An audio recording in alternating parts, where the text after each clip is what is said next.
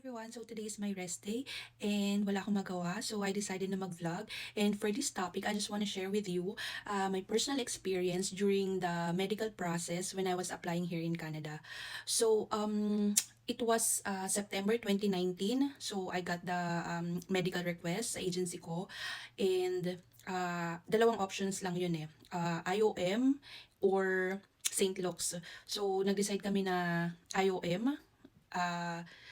I don't know, mas cheaper yata ng konti yung bayad doon. And then, so, ayun na nga, just to make the story short, bumagsak ako dun sa chest x-ray. So, during that day, twice akong nag-chest x-ray kasi nga may white spot daw na nakita sa right lungs ko. And, so, dinoble check nila.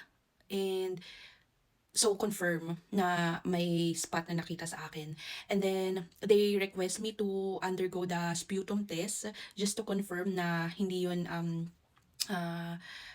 infection or virus na can cause TB, tuberculosis.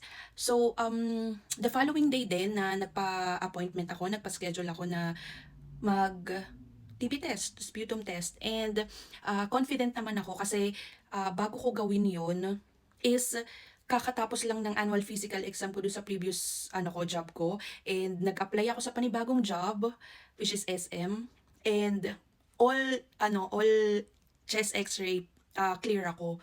So confident ako nung time na yun. And then sabi nga iba daw yung ginagamit na machine for abroad, medical abroad. So ayun, so tinanggap ko na, although medyo confusing, ganyan, na bakit ilang beses ako nagpa-chest x-ray, pero yun nga, I passed, and then this one, failed ako. So, ayun na nga, unfortunately, failed ako dun sa chest x-ray ko dito. But then, I undergo the sputum test, and it took like 90 days. So, kinukulture daw yon. So, sobrang weird, kailangan mo umubo and mag-spit dun sa parang nila na container na po-provide nila sa'yo para i-test yung sputum mo. And wala talaga akong maiubo, wala akong ubo nung time na yon. But then, yun. So, from September 2019, na-receive ko yung result is January 2020. So, pass naman ako, clear naman ako. And then, they asked me to conduct another chest x-ray. And then, same, may white spot pa rin. So, they just told me na we will just submit it with the immigration and they will decide for your application.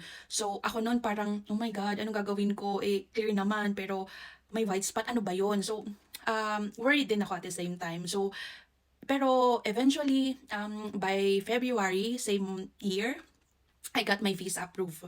And then, so, yun lang yung parang bottom line ko dito. Even if you failed on the medical, si Canada is, inaalaw pa rin naman niya. But then, you will be under medical surveillance. Once you get here in Canada, you have to undergo another test. And then, nung dumating ako dito, October 2020, kasi although February dumating yung visa namin, is nagkaroon ng lockdown. So, na-postpone na naman yung pag-alis ko. Nakarating na ako dito is October na. Imagine, diba? And then, ayun na nga. So, pagdating ko dito is wala naman nag-inform sa akin or wala kaming update about dun sa medical surveillance, not until July 2021.